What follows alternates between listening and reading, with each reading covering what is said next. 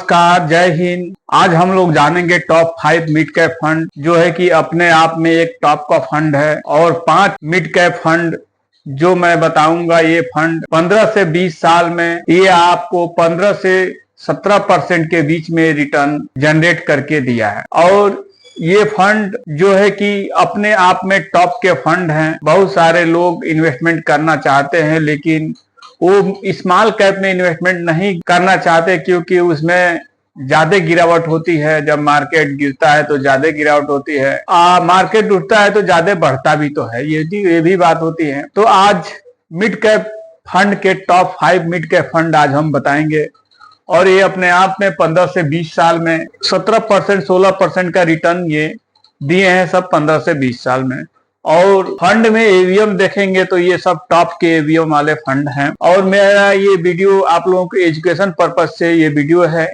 ये जरूरी नहीं है कि मैं बता रहा हूं तो आप इन्वेस्टमेंट कीजिए।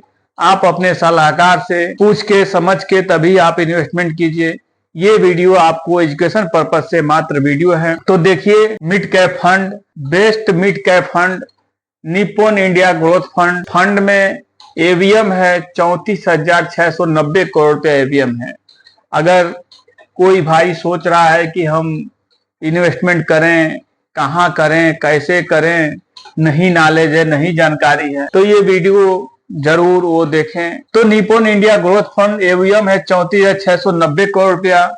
20 साल में ये एनुअल रिटर्न 17.46% का दिया है। और 3,000 रुपये महीने के एसआईपी से 20 साल में 7,20,000 रुपया इस फंड में जाता है। और 53 लाख रुपया ये फंड जनरेट करके दे दिया है।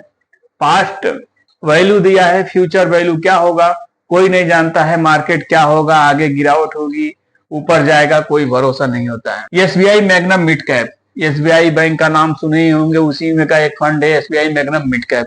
ये भी मिड कैप में फंड है। इसमें भी एवीएम है 21,512 करोड़ रुपया है। 20 साल पहले से ये 16.71% का रिटर्न दिया है 3,000 रुपये महीने से। उस समय 20 साल पहले से 3,000 महीने से अगर कोई एसआईपी किया होता इस फंड में तो 7,20,000 इसमें भी जाता। 20 साल में 48,67,000 ये फंड जनरेट करके दे चुका है।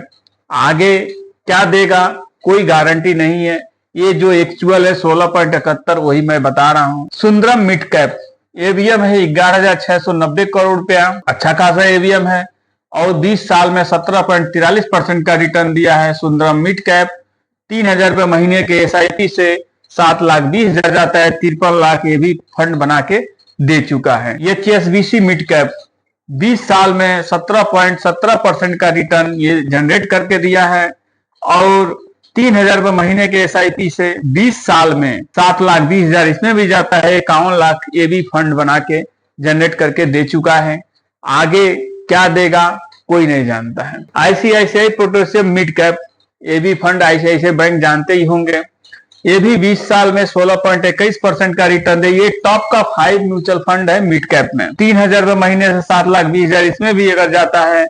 और 45 लाख ये भी फंड बना के दे चुका है। अगर कोई सोचे कि हमको 3,000 2,000 1,000 करना है, कम रिस्क हमको लेना है, तो मिड कैप बेहतर विकल्प है मिड कैप में। और ये मिड कैप थोड़ा स्मॉल कैप से थोड़ा कम देता है, लेकिन बेस्ट मिड कैप बेस्ट होता है। और अगर देखिए, अगर कोई 15,000 रुपया अगर एसआईपी करता है, 15,000 रुपया, 3, 3, 6, 3, 9, 3, 12, 3, 15,000 रुपया का अगर एसआईपी करता है, और ये तो इतना दिया है, मैं 20 साल में और 12% का एक्सपेक्टेड रिटर्न अगर मानूं तो 15,000 रुपया अगर कोई एसआईपी करता है तो 36 लाख रुपया ये होता है। ये जो पैसा है 36 लाख रुपया होता है। 1,49,00,000 ये 12% के एनुअल रिटर्न से 15,000 रुपये महीने से एक्सपेक्टेड रिटर्न अगर 12% माने तो इतना हो जाता है। अगर यही 15% अगर एक्सपेक्टेड रिटर्न अगर मानते हैं उदाहरण के तौर पे, तो ये 2 करोड़ रुपया से ऊपर हो जाएगा। यानी 15,000 रुपये महीना 20 साल कोई कर देता है तो 1.5 से 2 करोड़ रुपया अचीव कर सकता है, गारंटी नहीं होता है। तो ये वीडियो आप लोग एजुकेशन के पर्पज से ही देखिएगा। मेरा कोई इसमें ये नहीं कि आप इसमें इन्वेस्टमेंट कीजिए, आपके जानकारी के लिए। सारे लोग देखते हैं कि हम कहाँ इन्वेस्टमेंट करें, इतना फंड हो जाता है, इतना ज्यादा फंड हो जाता है कि आप पूछिए मत। फंड अगर देखने जाएंगे तो एसबीआई में लगभग 40-50 फंड होगा, एचडीएफसी में 40-50 फंड होगा, आईसीआईसीआई में 40-50 फंड होगा। ऐसे ही करते करते बहुत सारे इतने फंड हो जाते हैं कि लोग किसमें इन्वेस्टमेंट करें यही नहीं समझ में आता है। तो इन्वेस्टमेंट करने के लिए बेस्ट जो है कि हम लोग रिसर्च करते हैं, रिसर्च करके बहुत ध्यान से वीडियो बनाते हैं और ये समझते हैं कि मिड कैप में अगर आपको इन्वेस्टमेंट करना है तो आप कौन सा फंड लेंगे, आप स्मॉल कैप में इन्वेस्टमेंट करना है कौन सा फंड लेंगे, ये भी हम बेहतर हम लोग देखते हैं। और एक्सपेंस रेशियो भी हम लोग खास करके ध्यान देते हैं कि इसमें एक्सपेंस रेशियो कम से कम होना चाहिए, फंड मैनेजर बेहतर होना चाहिए, फंड में इन्वेस्टमेंट जिस फंड में आप इन्वेस्टमेंट कर रहे हैं फंड मैनेजर बेहतर हो। तो ये तो 15,000 के एसआईपी से 1 से 1.5 करोड़ रुपया आदमी बना सकता है, लेकिन कोई गारंटी म्यूचुअल फंड में कोई गारंटी नहीं होता है, मार्केट का कोई गारंटी नहीं होता। मार्केट को तो सब लोग सही बोलते हैं, लेकिन जितने लोग वीडियो बनाते हैं या जो करते हैं सब लोग सही ही बोलते हैं कि मार्केट म्यूचुअल फंड सही है, लेकिन म्यूचुअल फंड का कुछ काला सच भी है जो यूट्यूब पे नहीं बताते हैं, न कोई बताता है।